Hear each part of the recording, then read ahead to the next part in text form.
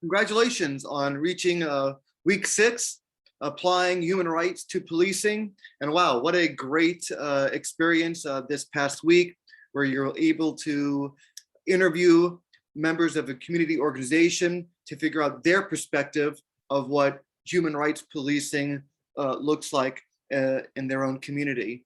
And so some very powerful stories there. And my father and I have been making replies to your posts, even all the way up to today, Sunday morning. And so again, make sure that you're able to read all of your the posts of all your colleagues and their replies, and our posts as well.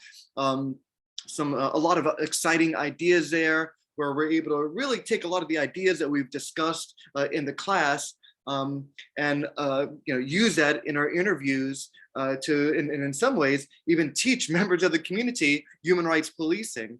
And so that was something I hadn't even actually thought of before, but where police officers can also educate the public on what a human rights policing looks like.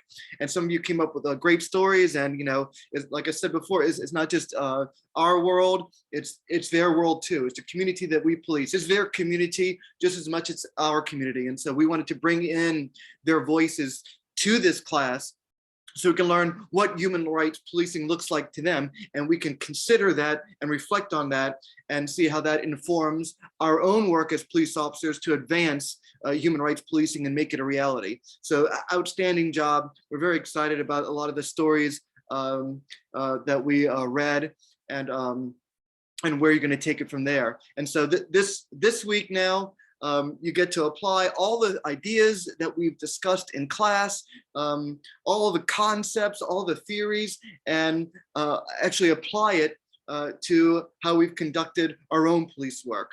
And so we want to know, how you applied human rights to policing while taking this class. And so, we've gotten some of these ideas of the nature and the meaning of human rights, the 3 types of human rights policing social interactions. We've learned about the United Nations Declaration of Human Rights, as well as the International Covenant on Civil and Political Rights. We've even looked at different interpretations of human rights and what human rights means to police officers who have contributed to this class. We've looked at a little bit at the history of policing, and we've seen a critique of the criminal justice system. We've talked about the power of human agency, and that we're not just determined by our own biological drives or cultural forces, but we can transcend the ordinary. We can transcend our cultural experiences and our own milieus of work, family, and community, and go beyond to understand the world, and even develop that sense of verstehen, to understand the world from the actor's point of view, from the point of view of the people that we police within our own communities, to see the world through their eyes, to see their structural circumstances that they did not create, but that they must deal with on an everyday basis, to understand the emotional experiences that one goes through while they're navigating through this nuanced and highly troubled world. And so that concept of verstehen becomes very important for human rights policing. And we've looked at the power of not only human agency, but threats to human rights policing, like folk devils and moral panics, and how we need to see with our own eyes, using that sociological imagination, using that verstehen, and not see through the eyes of the multimedia conglomerates that creates these folk devils and creates these moral panics. And we've learned about the double consciousness and feelings of two-ness, and what all this has to do with human rights policing, and that our job is not just to make sure that we don't other people, but that we bring them in, we make them feel like they belong, we give them that sense of oneness. And so that goes even further than just making sure that we don't other people, but we do, and we take those important steps to make them feel as one, to make them feel connected, to make them feel bonded to their community, to make them feel as part of us, never our inferior, but always our equal. And we even talked about the importance of what I call a soulful policing, but more important, getting to know the community. And that's where you all came in with these wonderful and important interviews, and that we appreciated you so much doing, because again, bringing those voices from the community into our own experiences, into our own virtual classroom, I think was extremely critical in advancing the goals of human rights policing. And after all, new ideas are exciting. That's why I got involved in academia in the first place, because I love exploring new ideas. And I always ask, I ask you, what's the last time you've been excited about new ideas?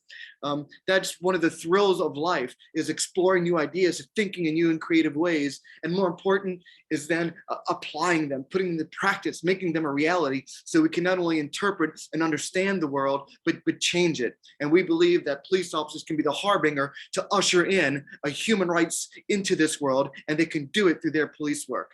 And so we're excited about that. We're excited about you. We're excited about the potentials of what's going to happen. And so I've already listed a lot of instructions in week 6 module of exactly how to complete the discussion board. But just a couple of points then. Just keep in mind that the main goal of human rights policing is to allow people to enjoy all the human rights that belong to them to the fullest extent possible, while making sure that you can also protect and serve the community. And so what we hope is that you can provide 3 stories. If you can only do 2, we understand, but potentially if you can provide 3 stories where you talk about how, and in detailed stories about how you're able to apply the ideas and thoughts of this class to advance the goals of human rights policing. And so we hope that you can actually even choose a specific set of rights that you were able to consider throughout your interactions with members of the community.